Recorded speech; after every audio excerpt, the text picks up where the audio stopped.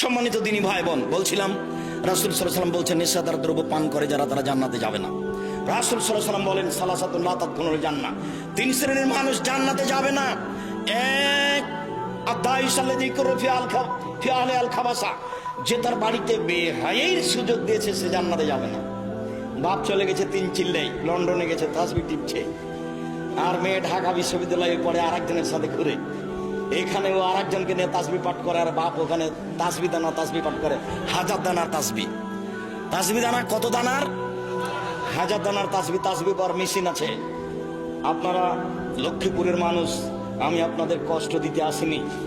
বৃহত্তর নোয়াখালী, বৃহত্তর বরিশাল, বৃহত্তর সিলেট, বৃহত্তর চিটাগাং, বৃহত্তর ফরিদপুর, এইসব অন্তর্গত যত জেলা আছে প্রায় মানুষই তাসবিহ টিপে, তাসবিহ দানা।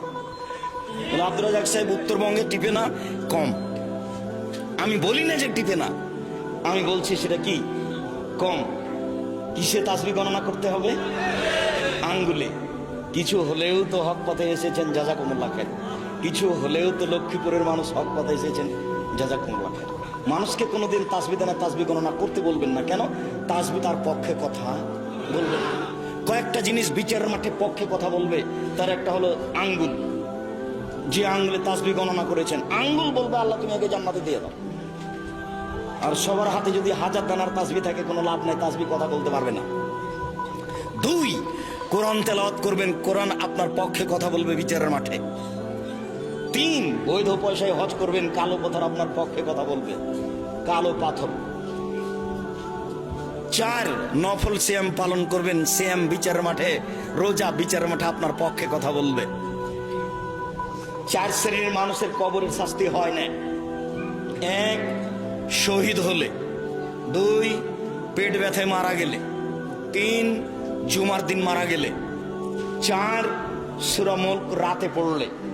4টার সমন্বয়ে শুধু একটাই সহজ, বাকিগুলো একটাও সহজ নয়। শহীদ কঠিন, খুব ভারী। কবে শহীদ, কে শহীদ?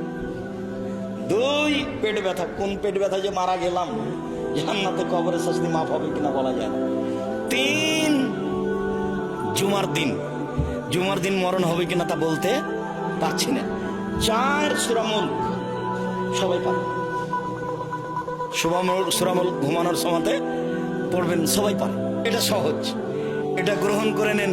বলছিলাম রাসূল সাল্লাল্লাহু আলাইহি সাল্লাম বলেন 2, আর রাজরাতু মিনান নিসায়ে, পুরুষের বেশধারী নারী জান্নাতে যাবে না।